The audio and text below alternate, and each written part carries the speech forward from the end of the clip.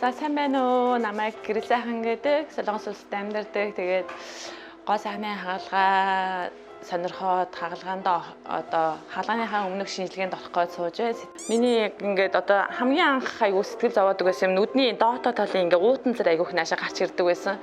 Тэгээ нүд ингээд унжаад ингээ өөрийгөө харахаар ерөөсө толинд харахаар ямар ч тийм ирч хүчгүй уйтгарсан юу яасан. Тэгээд энэ шанаагаа ингээ хоёрдугаарт ингээд бас нөгөө айгүйх өндөр шанаа ингээд нүд унжуу харагдуулаад овртой харагдуулаад байдаг гэсэн болохоор тэгээд гоо сайхны хагалгаанд орох шийдвэр гаргасан байгаа.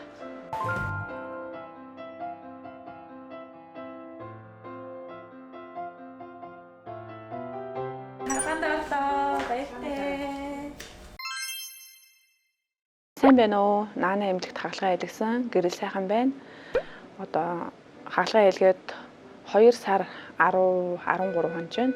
Би Наана эмнэлэгт нүдний доод цог татах, нүдний дээд цог хөмсгнөөс сойх хагалгаа, тэгээд өргөн дээд чанааны өргөнөөс хасах, шанаа хасах хагалгаа, тэгээд туханд өөх сулгах хагалгаа. Ийм 4 төрлийн үйлчилгээ хийлгсэн байгаа. Би хамгийн анх миний санаа зовж байсан зүйл ерөөсөө нүдний доод талын уутанцар, нүдний дээд цохны унжилт. Тэр хоёр дээр айгүйх маш их санаа зовдөг байсан. Тэгээд айгүй ядарсан унжуу царайтай харагддаг байсан, ямар ч ирч хүчгүй. Манай нөхөр болохоор зэрэг ингээд нэг мөсөн суурийг ингээд зөв тавих юм бол бус юмд агаа зөв болно гэж айгүй хэлдэг байсан. Тэг яагаад вэ? Суур нь юу вэ гэхээр шанаана чи яс өргөн болохоор нүд чинь ийм уйтгартай харагдаад байгаа гэдэг үгийг манай нөхөр айгүй хэлдэг байсан. Тин чи ийм ч бас яг тэр үгийг хэлжсэн. Шанааныхаа ясны ингээд өргөн шанаа чинь амар овртой харагдуулаад байгаа. Дээрээс нүд чинь ингээд мунжиж харагдаад байгаа гэдэг үгийг хэлжсэн. Тэгээл нийтэд нь ингээд хаалгаанд орох шийдвэр гаргасан байна. Хаалгаа хийлгэсний өмнөх болон дараах юм ч гэсэн өөрийгөө толинд харахаар ингээд шал өөр мэдрэмж одоо нөгөө ирч хүчтэй шал өөр мэдрэмж өөрийгөө залуу байсан үе 10 жилийн өмнөх үед байсан тэр залуу үеэ дурсан тэр мэдрэмжийг авч байгаатай айгүй сэтгэл өдрөг байдаг. Анх хагалгаа хийлгээд айгүйх тийм хавдар ингээд хүрсэн хавдартай байсан. Тэгэл яг тэр хаалганы дараах тэр өдөр л тэр хамгийн их өвдөлт нь тэр юм шиг байсан. Тэгэл ингээл цаг өнгөрөх тусам ингээл нөгөө өвдөлтөнд буугаал хоногоор цагаар ингээл хавдар нь ерөөсөө нүдэн дээр илт буугаад явчихдаг юм байлээ. Тэгээд хавдалтай болгох гэж тэр хаван болгодог одоо хубааг жуус айгүйх уусан. Өдөрт ямар ч өглөөнийг алхаал өдөөс хойш чадвалныг алхаал. Тэгэл ер нь халгалт жоохон гэртээ байнга л ингээл босоо яваа ингээл байсан. Одоо ерөөсөө надад ерөөсөө нүдний доотлын цорив бол ерөөсөө хэд 14 хоногт л бараг байхгүй болсон байсан нүдний цорив, доотлын цорив.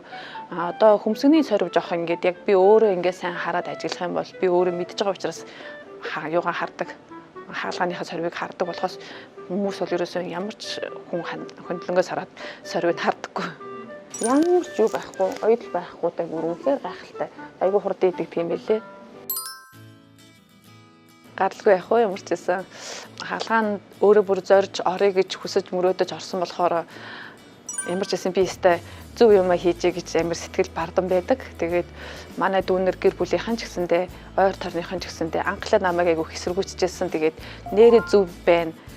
Нэрээ юу болсон байна гэж хэлдэг болсон. Гоё болсон байна. Тэгээд өвдөх байх гэж айгаад ингээд хагалгаагаа хийлгэж чадахгүй ингээд хоошин тавиад өвдөхөөс айгаад хүмүүс айгүйх шантардаг штэ. Тэгж хэрэггүй шүү. Тэгэл өмнө жоохон сэтгэл санааны жоохон бэлтгэдтэй байх юм бол даваад гарна. Ямар ч тийм амар өвдөлтөг бол ерөөсөө мэдрэхгүй шүү гэж хэлмээр байна. Сэтгэл хагалгаа хийлгсэн сэтгэл ханамж бол 100% мэдээж 200% байж магадгүй. Үнэхээр өөртөө бол одоо эмэгтэй хүн болж төрснөх өөртөө одоо барьж байгаа бэлэг гэж хэлж болно. Миний хувьд 40 гарцсан явж байгаад би ингээл цаашаа улмал миний ахаал ингээл хөгшрөлт явагдаад байна шүү дээ. Тэгэхэд би төр зуур нэг 10 жил ч гэсэн өөрийнхөө бас нэг жоохон өөртөө залуу амьдралыг бэлгэлж байгаа учраас надад бол үнэхээр бол аюу том сэтгэл ханамж. Надад Наана эмнэлгийг сонгоод ирсэн олон шалтгаан байгаа. Нэлээд олон газруудаар судалгаа хийж явсан. Тэгээд Наана эмнэлгийг наацх нь нэгдүгээр номер 1 бол одоо ингээд хүлээж авч байгаа байдал, одоо хүмүүсийн харилцаа, эмнэлэгч хийж өгч байгаа тэр Монгол охтуудын одоо хүлээж авч байгаа байдлын тэр бүх юм надад сайхан сэтгэл төрүүлсэн. За та бүхэндээ ингээд өөрийнхөө ингээд бичлэгийг одоо гоо сайхны хагалгаанд орсон үйл явцаасаа ингээд хуваалцлаа. Тэгээд таалагдсан бол лайк, шеэр дараарай. Баярлалаа. Баяртай.